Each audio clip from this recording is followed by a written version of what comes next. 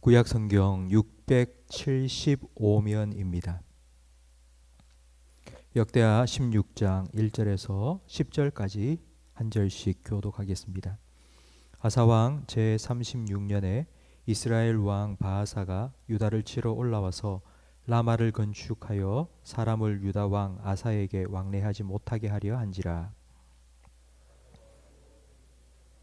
왕궁 곳간에 은금을 내어다가 다메섹에 사는 아람 왕 베나데섹에 보내며 이르되, 내 아버지와 당신의 아버지 사이에와 같이 나와 당신 사이에 약조하자.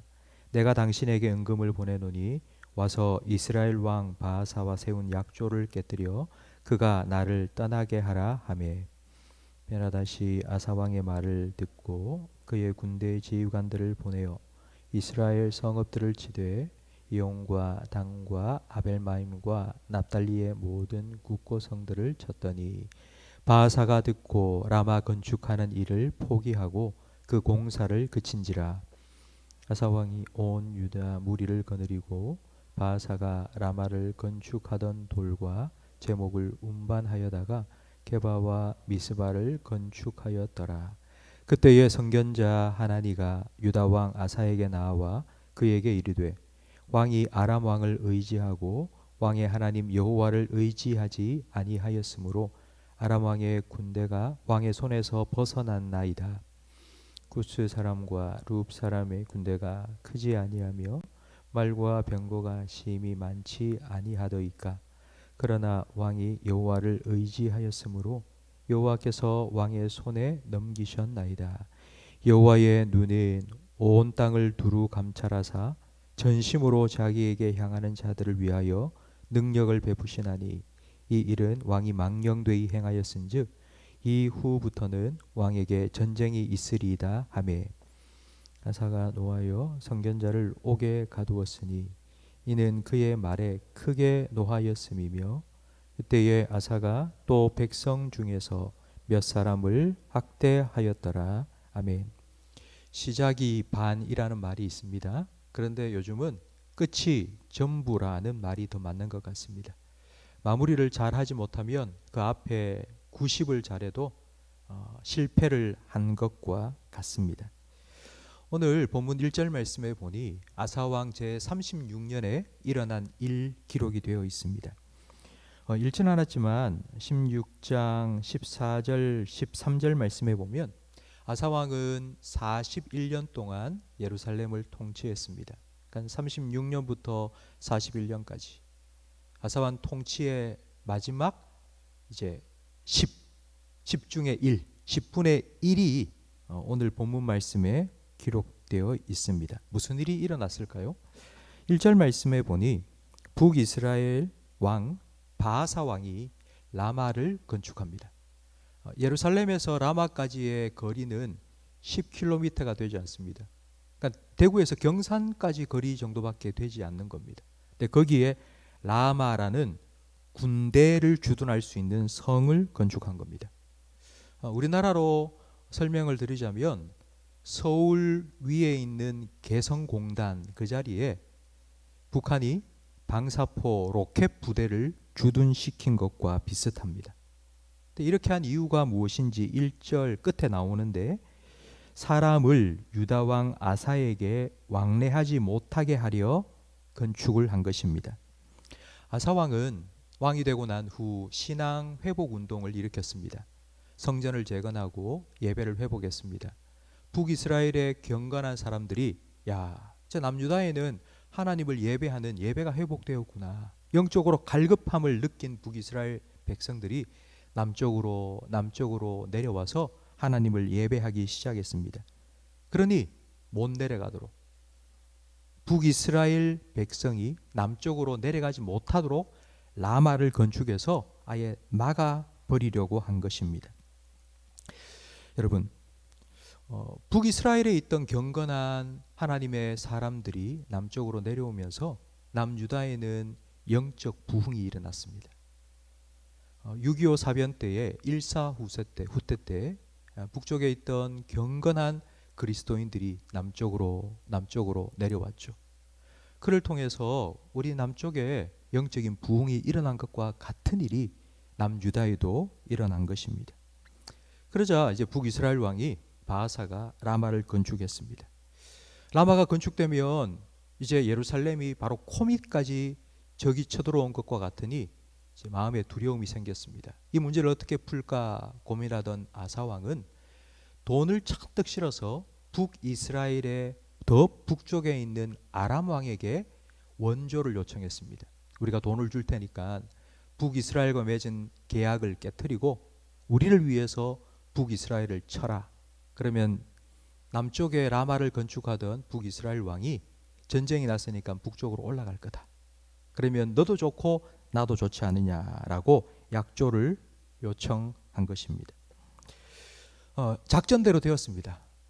북이스라엘을 아람이 공격하자 바하사는 라마 건축을 포기하고 북쪽으로 올라가서 전쟁을 치렀고, 아사왕은 라마를 건축하기 위해서 갖다 놓은 건축 자재를 가지고 2개의 성을 건축하게 되었습니다. 성공적으로 모든 일들이 잘 맞춰진 것 같은데 하나님의 평가는 정반대였습니다. 하나님께서는 선견자 하나니를 보내었습니다. 그리고 이렇게 말합니다. 9절 말씀을 우리 성경을 보면서 같이 읽어보겠습니다. 여호와의 눈은 온 땅을 두루 감찰하사 전심으로 자기에게 향하는 자들을 위하여 능력을 베푸시나니 이 일은 왕이 망령되이 행하였은즉 이 후부터는 왕에게 전쟁이 있으리이다 하매. 아멘. 아사 왕이 이 말을 듣고 어떻게 했을까요? 10절 말씀에 보면 아사가 노하여 선견자를 옥에 가두었고 또 백성들 중에 몇 사람을 학대했습니다. 하나님께서는 아사 왕이 겸비하여 하나님을 찾을 때에 큰 승리를 주셨습니다.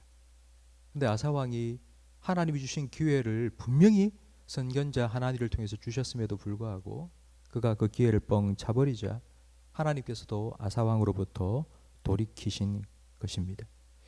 아사 왕이 변질되었습니다. 처음에는 그렇게 하지 않았습니다. 신앙개혁을 하고 예배 회복을 하고 그렇게 시작했지만 시간이 36년이 지나면서 그가 완전히 변질되었습니다.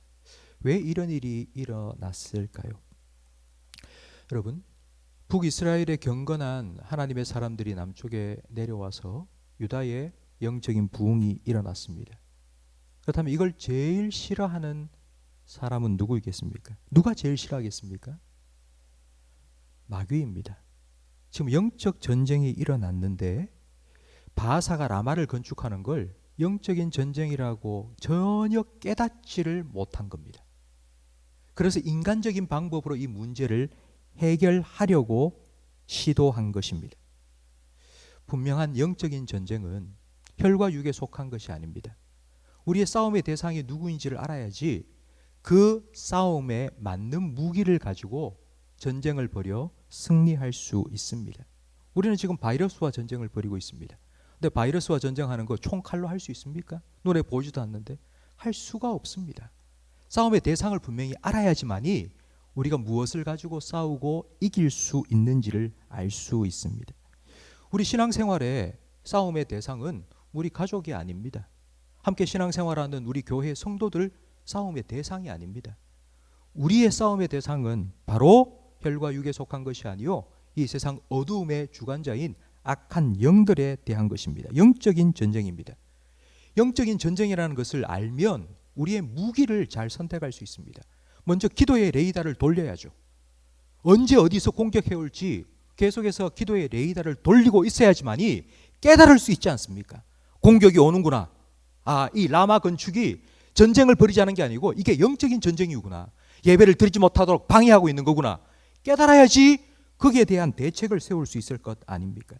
마귀의 공격을 기도의 예대를 통해서 포착을 하고 하나님의 전신갑주를 입고 그리고 말씀의 검을 들고 대적해야지 승리할 수 있습니다. 근데 아사왕은 헛다리를 짚은 겁니다. 영적인 전쟁이라는 것을 전혀 깨닫지 못하고 군사적으로 풀어야지, 외교적으로 풀어야지 돈 갖다 주고 그리고 대신 전쟁을 해달라고 얘기하면서 결국 이 일에 실패를 하고 만 것입니다. 아사왕은 이전에 구스왕 100만 대군을 이끌고 쳐들어왔을 때 하나님께 부르짖었습니다. 도저히 중과부족의 싸움이 정말 잽이 안 되는 싸움이었습니다. 그때 하나님께 부르짖었을 때 하나님께서는 100만 대군 단 한 명도 남지 않도록 하나님께서는 완전한 승리를 주셨습니다. 그 승리를 경험했던 아사 왕이 왜 이렇게 되었겠습니까? 영적인 전쟁에 대한 분명한 깨달음이 없었기 때문입니다. 성도 여러분, 오늘 하루 우리가 살아가면서 아마 여러분의 삶 속에 여러 가지 일들이 아마 일어날 겁니다. 수많은 사람들을 만나게 될 거고요. 여러분의 삶에 여러 가지 일들이 일어나게 될 겁니다. 인간적인 그리고 세상적인 눈으로만 보지 마시고 도대체 왜 일이 내 삶에 일어난 거지? 하나님께서 이것을 통해서 내가 뭘 하기를 원하시는 거지? 여러분 물어보십시오. 기도의 레대를 계속해서 돌리시고 여러분 영적으로 무장하십시오. 그래서 여러분 하나님께서 주시는 그러니까 100만 대군을 하나님께서 한 사람도 살리지 아니하시고 다 전멸시키셨던 것처럼 그와 같은 하나님의 승리를 여러분의 삶에 누리며 살아가시기를 간절히 바랍니다. 여러분, 여러분에게 주어진 이 영적인 전쟁은 결코 여러분 혼자 하는 것이 아닙니다. 우리의 대장 되신 예수님께서 여러분과 함께 하실 것이고 예수님께서 죽음의 권세를 깨뜨리시고 승리하신 것처럼 여러분의 삶에도 분명한 승리를 허락해 주실 것입니다. 예수님, 우리의 대장 되신 예수 그리스도와 함께 오늘 여러분의 삶을 그분께 의탁하시고 그분을 의지하시며 사람 의지하지 말고 하나님 의지하여서 하나님 주시는 승리를 오늘도 누리며 살아가시기를 주님의 이름으로 축원합니다. 기도하겠습니다. 온 땅을 두루 감찰하시며 전심으로 자기에게 향하는 자들을 위하여 능력을 베푸시는 하나님 아버지, 오늘 하루 우리에게 주어진 삶을 하나님께 온전히 맡겨드리기 위하여 이 자리에 나온 우리 모든 성도들을 주님께서 찾으시고 우리의 삶을 주님의 권능의 손으로 붙들어 인도하여 주옵소서. 기도로 시작한 우리 모든 성도들에게 영적인 민감함을 허락하여 주셔서 마귀의 공격을 깨닫게 하시고 그때마다 하나님 앞에 겸손히 엎드려 하나님의 전신갑주로 무장하게 하셔서 하나님 주신 참된 승리를 날마다 경험케 하여 주옵소서. 승리하신 예수님께서 우리의 대장 되신다는 사실을 저희들이 단 한순간도 잊지 않게 하시고 주님과 함께 영적인 전쟁에 나가서 승리를 거두어 그 승리로 영광 돌리는 삶을 살아가게 하옵소서. 하나님, 우리 모든 성도들의 삶에 하나님께서 주시는 참된 평안을 누리게 해 주옵소서. 인간적인 방법으로가 아니라 하나님을 의지함으로 하나님 주시는 참된 평안을 주님 앞에 설 그날까지 누리며 살아가는 우리 모든 성도들의 삶이 될 수 있도록 주님께서 크신 은혜 베풀어 주옵소서. 예수님 이름으로 기도합니다. 아멘.